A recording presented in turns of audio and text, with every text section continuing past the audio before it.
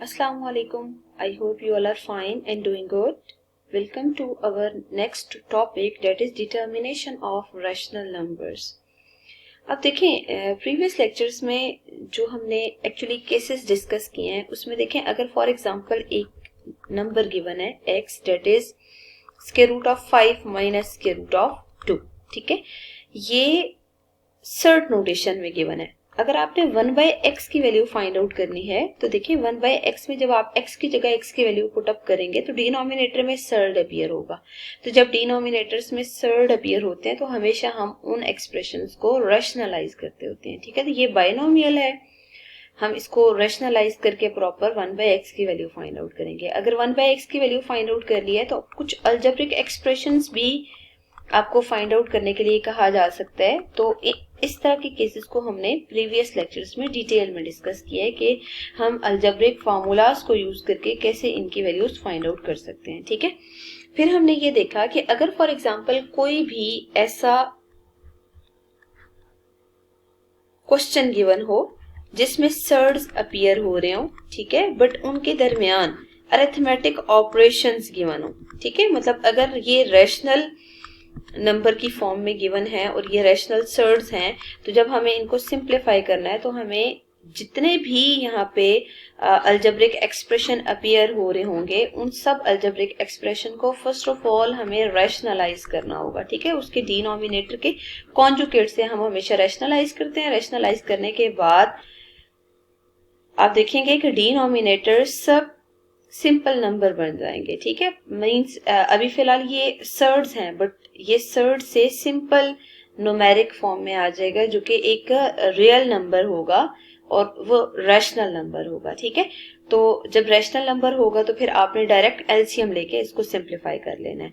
आज के लेक्चर में हम ये डिस्कस करेंगे कि कैसे हम सर्ड अगर इक्वेशन में आ रहे हो तो हम उनमें जो इररेशनल नंबर्स हैं जो कि सर्ड फॉर्म में है, उनके साथ अगर कोई वेरिएबल आ रहा है तो हम उनकी वैल्यूज कैसे फाइंड आउट कर सकते हैं. We will consider the simple case. For example we have an equation, let's see square root of 3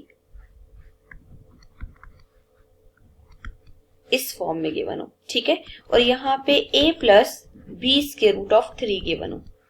ये देखिए एक इक्वेशन गिवन है और इस इक्वेशन में रियल पार्ट अगर देखा जाए तो a और 3 अपीयर हो रहे हैं और यहाँ पे दो सर्ड्स से रिलेटेड एक्सप्रेशंस आ रहे हैं, ठीक है. तो आपने क्या करना है कि जब हमारे पास इस तरह के एक्सप्रेशंस अपीयर होंगे ना तो आपने दोनों साइड पे comparing rational parts and irrational part, ठीक है. यहाँ पे रैशनल पार्ट को अगर आप कंपेयर करते हैं ना तो a की वैल्यू आपको 3 मिल रही है और अगर आप इरेशनल पार्ट को कंपेयर करते हैं तो देखिए दोनों साइड पे स्क्वायर रूट 3 अपीयर हो रहा है. तो जब आप यहाँ से वैल्यू निकालेंगे तो b की वैल्यू आपको 5 मिलेगी. तो ऐसा पॉसिबल है कि कोई ऐसी इक्वेशन अपीयर हो रही हो जिसमें हमें किसी अननोन की वैल्यू फाइंड आउट करनी हो बट वो इक्वेशन सर्ड नोटेशन की फॉर्म में हो, तो हम हमेशा इस कंपैरिजन मेथड को यूज करके उन रैशनल नंबर्स की वैल्यूज फाइंड आउट करते होते हैं, ठीक है. तो ऐसा करते हैं, हम एक एग्जांपल को सॉल्व करते हैं जिसमें मोर क्लियरली मेंशन्ड होगा. You can see here it is given in the question that determine the values of rational numbers a and b if square root of 3 minus 1 over square root of 3 plus 1 plus square root of 3 plus 1 over square root of 3 minus 1 equals a plus b square root of 3, ठीक है.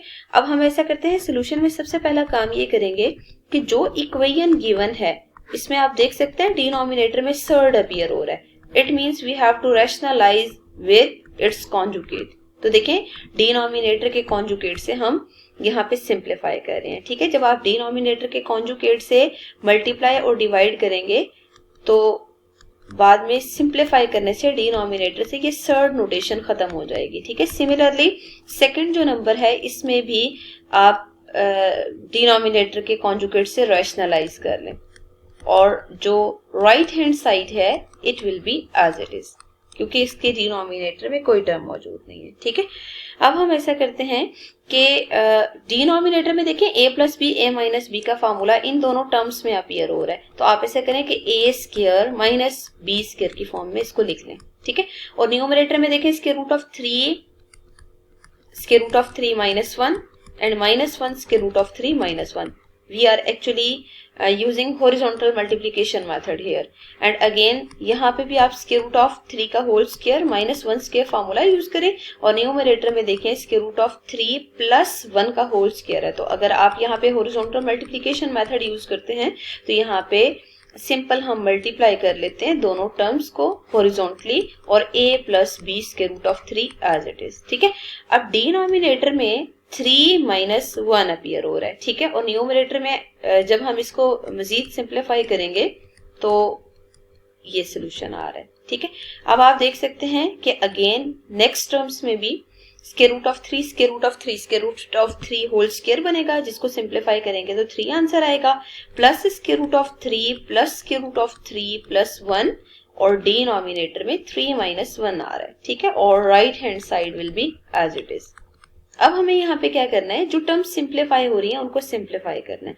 तो यहाँ पे हमें नजर आ रहा है कि अगर हम 3 प्लस 1 सॉल्व करते हैं तो 4 माइनस 2 स्क्वायर रूट ऑफ 3 आएगा, और अगर नेक्स्ट टर्म को देखते हैं तो 4 plus 2 square root of 3 appear हो रहा है। तो न्यूमरेटर में जो टर्म्स सिंप्लीफाई होके आ रही हैं हम उनको लिख लेते हैं, और डिनोमिनेटर में 3 माइनस 1 इज एक्चुअली 2।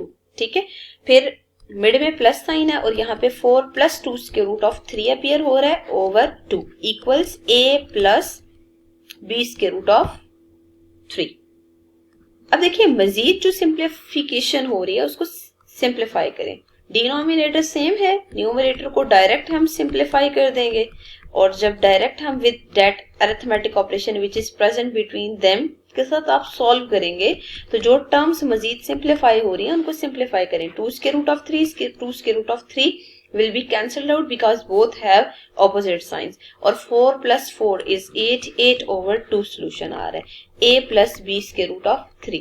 ठीक है, अब देखें इसको मजीद कैंसिल करें ना तो आंसर 4 आ रहा है, और ये जो लास्ट एक्सप्रेशन आ रहा है इससे हमने a और b जो दो रैशनल नंबर आ रहे हैं इनकी वैल्यूज फाइंड आउट करने, तो डायरेक्ट हम लिख देते हैं ऑन कंपैरिजन।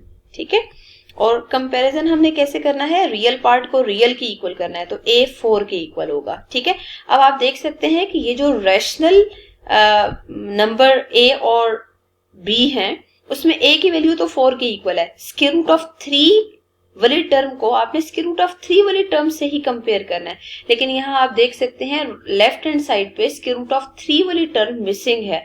अगर वो टर्म मिसिंग है इट मींस b इक्वल्स 0 होगा। ठीक है, तो आपने एक्चुअली दो जो यहाँ पे अननोन आ रहे थे a और b उनकी वैल्यूज फाइंड आउट करनी थी, तो a की वैल्यू 4 की इक्वल आ रही है और b की वैल्यू 0 की इक्वल आ रही है। सेम प्रोसीजर आपने फॉलो करना होगा जब भी आपको सर्ड नोटेशन में कोई एक्सप्रेशंस गिवन हो उनमें किसी रैशनल नंबर की वैल्यूज फाइंड आउट करनी हो। ठीक है, मतलब हम हमेशा इसी कंपैरिजन मेथड को यूज करते हैं, बट फर्स्ट ऑफ ऑल अगर हमें रैशनलाइज करवाना है तो रैशनलाइज करेंगे और उसके बाद मजीद आगे का प्रोसीजर फॉलो करेंगे।